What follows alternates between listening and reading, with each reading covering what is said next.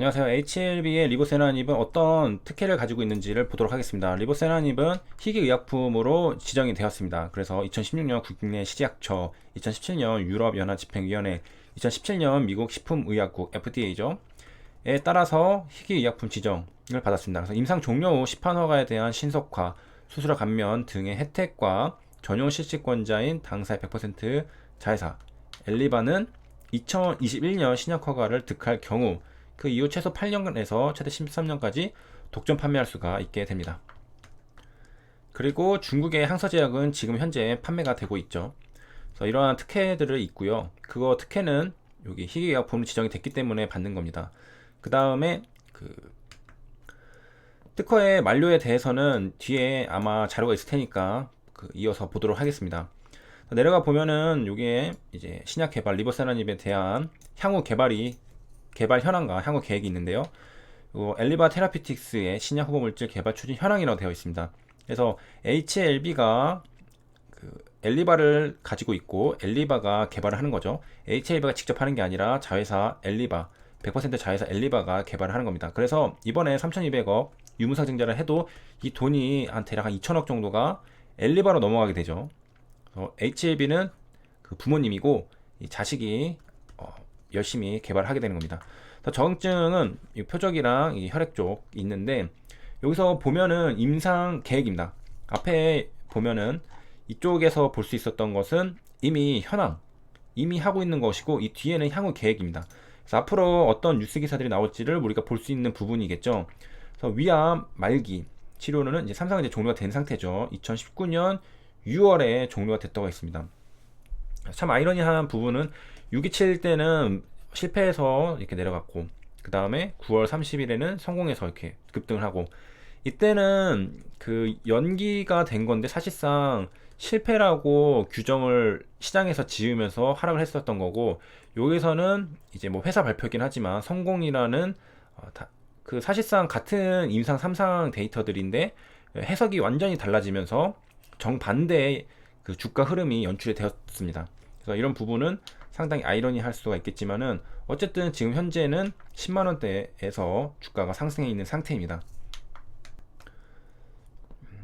그리고 이제 프리 NDA를 이제 실시를 했고요. 그 다음에 NDA를 이제 준비 중이라는 겁니다. 그래서 이거는 언제 할지 이제 기다릴 텐데 하반기라고 나와 있었죠. 그래서 지금 이제 4월 26일이니까 하반기는 7월 달부터가 하반기라고 말을 하잖아요. 그래서 기다리면은 때가 되면은 언젠간 이제 나올 테고 이제 옵디보 병용 옵디보도 이거는 이제 3세대죠. 그리고 키트루다도 3세대고 얘네와 이제 병용을 하는 건데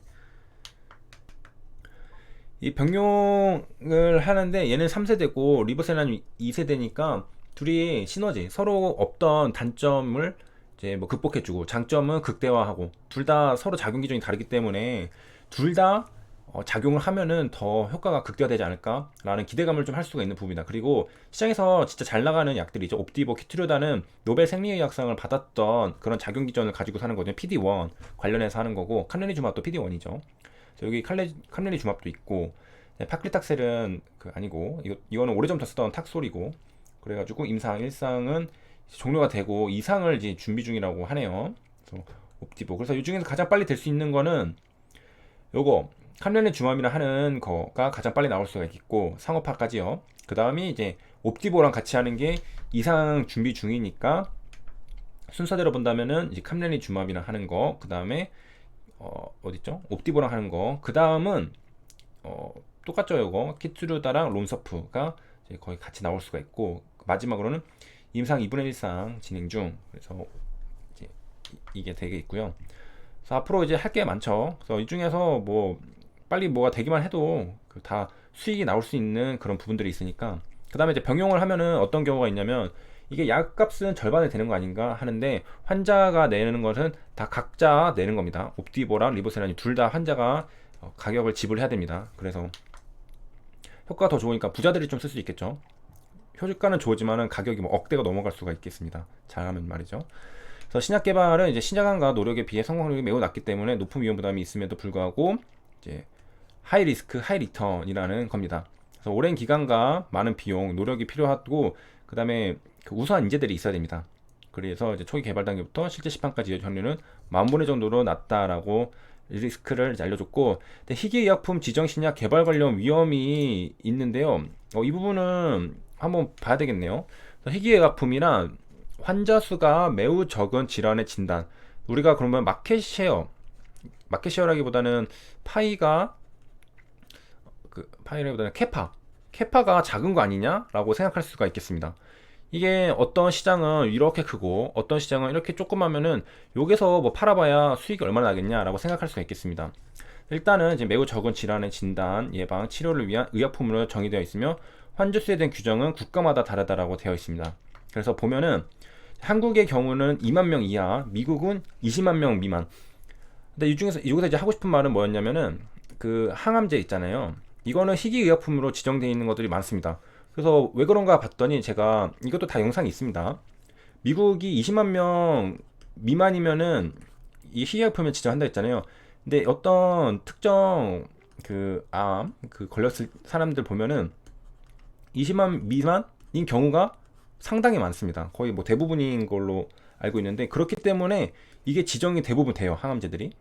그래서 야 이거 우리 뭐 3명 중에 1명 이런 말들 있잖아요. 그런데 생각보다 또 미국 20만 명 이하니까 또 되는 경우가 상당히 많습니다. 일본은 5만, 그 다음에 EU는 1만 명당 5명 이하로 규정을 한다고 하는데요. 그래서 이제 희귀약품 치료 대상이 희귀질환은 유전질환이 80%라고 되어 있습니다. 유전자가 우리가 다양성 있잖아요. 대부분 뭐 99%다 똑같다고 하지만 살짝 다른 부분들로 인해서 생기는 게 이제 80%. 그리고 이제 생명을 위협하거나 만성적인 세혈 동반하는 중증 질환인 경우가 많다라고 합니다. 국내 경우는 2만 명 이하로 말합니다. 아무래도 인구수가 미국에 비해서 우리나라는 확실히 적으니까, 인구수는 10분의 1이 아닌데 미국보다 한국이 조금 더 기준이 더 깐깐하다고 볼 수 있겠죠. 미국이 말이죠, 반대로 말했습니다. 미국이 인구수는 훨씬 많은데 10분의 1이 넘는데, 아무튼 넘어가서 보면은 이 때문에 이제 치료제 개발을 위한 임상 시험에 참여 환자를 모집하기가 쉽지 않은 부분이 있다라고 합니다. 환자 수가 이미 적으니까 임상을 하려면은 대규모 환자를 모아야 되는데, 이제 2상까지는 뭐 어떻게든 할 수 있는데 3상부터는 생각보다 환자를 모으기가 힘듭니다. 그래서 왜냐면은 지금 우리 회사만 이거를 개발하는 게 아니라 다른 회사들도 경쟁자들이 많잖아요. 이 사람들도 다 임상을 하려고 준비를 해야 될 텐데 이런 환자들을 어떻게 모을 수 있을까라는 부분인 거죠. 그래서 수행하는 대부분 이제 의약품과 달리 희귀질환 의약품에서는 이상만 완료해도 판매 허가를 내주는 이유이기도 합니다라고 합니다. 그러니까 3상을 사실상 환자가 없어서 진행을 못하면은 이건 약이 효과가 있어도 판매를 못하니까 2상만 해도 오케이 해줄게라는 거라는 거죠. 그래서 당사 종속회사인 엘리바는 보유 파이프라인에 대해 희귀의약품 지정을 받아 연구 개발을 진행하고 있으며 임상 환자 모집의 어려움으로 인한 연구 지연 또는 중단의 위험성 등으로 인해 희귀질환 신약 개발에 차질이 있을 수 있습니다 라고 했습니다. 그래서 이 부분을 신경을 쓰고서 투자를 해주세요 라고 하는 겁니다. 그래서 이 부분은 제 여전 영상에 다루진 않았었습니다. 저도 처음 알았는데 희귀질환 환자들이 있다면은 임상 환자를 모으는 게 어려울 수가 있다라는 점을 기억을 해야 된다는 겁니다. 그래서 이거 이제 네모칸에 있는 것들은 요약한 거겠죠. 그래서 밑에 내려가 보면은 희귀의약품의 환자 수가 매우 적은 질환은 국가마다 다르다. 그래서 아까 네모칸에 있던 것들이고, 그래서 한국보건사회연구원에 따르면 이런 이제 특성을 반영할 몇 가지 요소인데, 그 중에 하나는 희귀성이고 투자 비용 회수 불가능, 심각성, 국민 편익 이런 것들이 지정 요건이랍니다. 그래서 국가별로 있는데 뭐 이거는 사실 우리 투자자들이 알아도 좋겠지만은 그거보다는 이제 환자를 모을 수 있느냐 없느냐 그게 더 중요하겠죠. 이런 세세한 거는 이제 회사가 신경을 써야 될 부분이겠고요. 자, 그런데 이제 환자 수가 적은 만큼 또 장점이 있는 게 적은 환자 수 대비 높은 약가가 책정되고 있다라고 합니다. 그리고 국가에서 장려를 하고 있고요.